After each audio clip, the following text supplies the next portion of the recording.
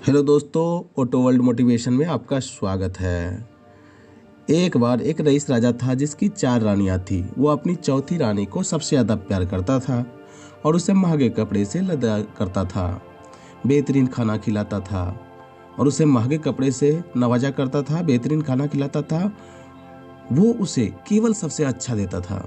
वो अपनी तीसरी पत्नी से भी बहुत प्यार करता था और उसका आसपास के राजाओं में बखान करता था, मगर उसे डर था कि वो एक दिन उसे किसी और के लिए छोड़ देगी। वो अपनी दूसरी पत्नी से भी प्यार करता था और वो उसकी हमराज थी और उसके साथ हमेशा सहानुभूति, इज्जत और धैर्य से रहती थी। जब भी राजा को कोई परेशानी होती वह उसे बताता ताकि वह राजा को उस परेशानी का हल बता सके।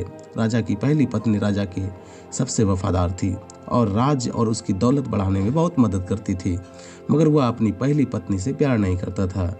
एक बार राजा बीमार पड़ गया और उसे समझ आ गया कि उसके पास समय कम है, इसलिए उसने अपनी चौथी पत्नी से पूछा कि मैंने सबसे ज़्यादा प्यार तुमसे किया है और तुम्हें सबसे बेहतरीन चीज़ों से नवाजा है और तुम्हारा सबसे ज़्यादा ध्यान रखा है।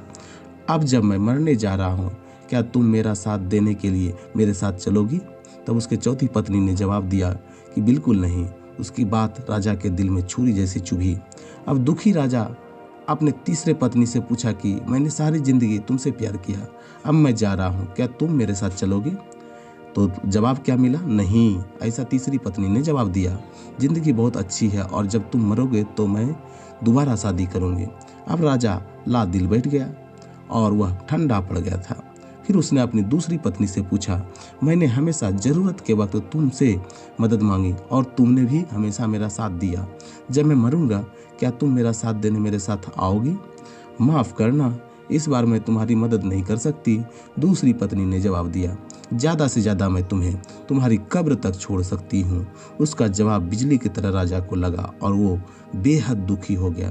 तभी एक आवाज़ आई, मैं आपके साथ चलूँगी और जहाँ आप जाओगे वहाँ चलूँगी। राजा ने नज़र घुमाई तो उसकी पहली पत्नी खड़ी थी।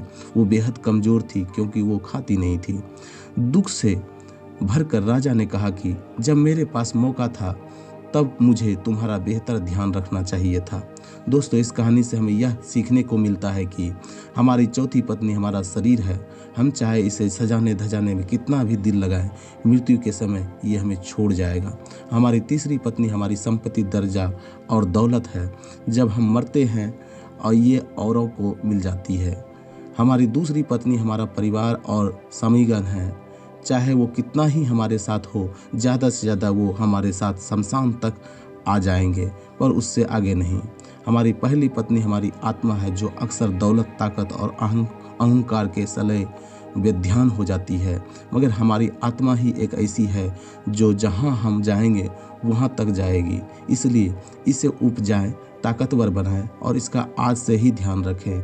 यही दुनिया में आपका सबसे बड़ा तोहफा है। इस कहानी से हमें यही सीख मिलता है कि हमारे साथ सिर्फ आत्मा जाएगा और आत्मा की ही बात सुने।